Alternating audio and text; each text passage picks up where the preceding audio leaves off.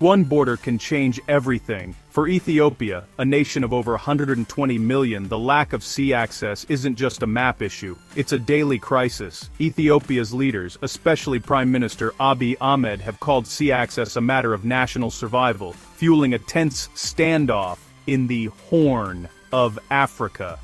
This isn't a quiet dispute. Ethiopia's push for a port has alarmed neighbors like Somalia and Eritrea, who see it as a threat to their sovereignty. The region is on edge, with history, economics, and national pride colliding on the shores of one of the world's most strategic waterways. To understand this crisis, we need to unravel the history that left Ethiopia landlocked and its neighbors wary. The Red Sea isn't just a scenic waterway. It's a global trade superhighway, carrying 15% of the world's goods between Europe and Asia. Control over its coastline means economic and strategic power, which is why global and regional powers are scrambling for influence here. The US maintains a presence to protect trade, while China built its first overseas military base in Djibouti, signaling its long-term ambitions. Gulf states like the UAE and Saudi Arabia are investing billions in ports and military infrastructure, seeing the Horn of Africa as their strategic backyard. Turkey and Russia are also in the mix, forging alliances and seeking influence. Recent instability, like Houthi attacks on shipping, has shown how fragile this choke point is. Any disruption sends shockwaves worldwide. Ethiopia's quest for a port is adding another layer of complexity to this already crowded chessboard. The stakes are global, and the competition is fierce. Ethiopia's coastline vanished in 1993, when Eritrea won independence after a brutal war, leaving Ethiopia landlocked overnight. Since then, Ethiopia has relied on Djibouti for 90% of its trade, paying massive port fees and facing constant vulnerability. This dependency is a strategic nightmare. Any political shift could cut Ethiopia off from the world. Prime Minister Abiy Ahmed frames sea access as an existential issue, turning it into a patriotic cause. The demand for a port is now irreversible, fueling a national obsession to break free from landlocked isolation. Previous attempts to solve this, through deals and infrastructure, haven't satisfied Ethiopia's ambitions. Now, historical grievances and economic pressure are pushing Ethiopia toward bold, risky moves. In early 2024, Ethiopia struck a deal not with a recognized country but with Somaliland, a breakaway region of Somalia. The agreement: Ethiopia gets a 50-year lease on a stretch of coastline for a port and naval base. Somaliland gets the promise of formal recognition. For Ethiopia, it's a potential game-changer, diversifying trade routes and reducing reliance on Djibouti. For Somaliland, it's a high-stakes gamble for international legitimacy. But the deal bypassed Somalia entirely, ignoring international recognition of its borders. Ethiopia's move was seen as a direct challenge to Somalia's sovereignty, sparking outrage in Mogadishu.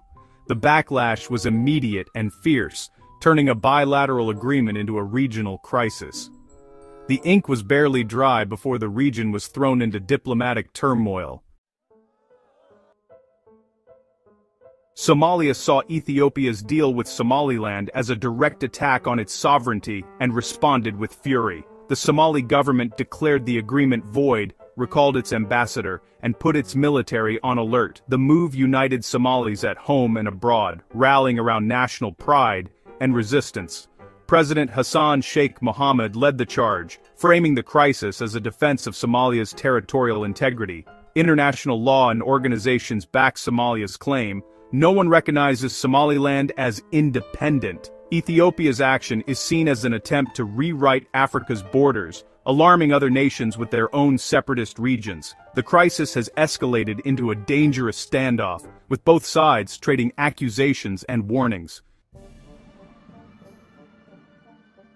The Ethiopia-Somalia standoff is unfolding on a stage crowded with global and regional powers. The U.S. wants stability to protect shipping lanes and counter terrorism efforts, urging dialogue and respect for Somalia's borders. China, with major investments in Ethiopia and a base in Djibouti, is caught between supporting its ally and upholding non-interference. Gulf states are split. The UAE quietly backs Ethiopia, while Egypt, already at odds with Ethiopia over the Nile, supports Somalia. Turkey, a key Somali ally, condemns the deal, while Russia sees opportunity in the chaos to expand its influence. Each power's involvement raises the risk that a local dispute could spiral into a wider conflict. The Horn of Africa has become a chessboard where every move is watched, and every misstep could have global consequences. The world is watching, but solutions remain elusive. The Horn of Africa is already a tinderbox. Sudan's civil war, Somalia's fight with al-Shabaab, and Eritrea's tense relations with Ethiopia all add fuel. Ethiopia's push for a port could ignite a regional conflict, drawing in neighbors and international backers. Eritrea is accused of stirring unrest, and Ethiopia warns of possible war preparations. A wider conflict would devastate millions, disrupt global trade, and create openings for extremist groups like al-Shabaab and ISIS. The Red Sea's security would be threatened, with ripple effects on energy prices and global markets.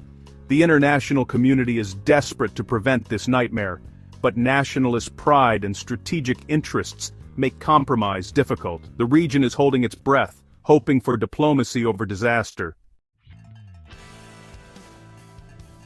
The Horn of Africa stands at a crossroads: war, peace, or a tense stalemate. War would drag in neighbors and global powers, creating a humanitarian catastrophe and reversing decades of progress. Peace is possible if mediators broker a deal that gives Ethiopia port access while respecting Somalia's sovereignty, perhaps through a trilateral agreement. The third path is a prolonged standoff: no war, no peace, just simmering tension and economic stagnation. The choices made by leaders in Addis Ababa, Mogadishu, and Hargeisa, and the actions of the international community, will decide the region's fate. Ethiopia's quest for the sea has unleashed old grievances and new ambitions. The challenge is to find a solution before the crisis explodes. The future of millions hangs in the balance. What happens next is up to those who dare to lead.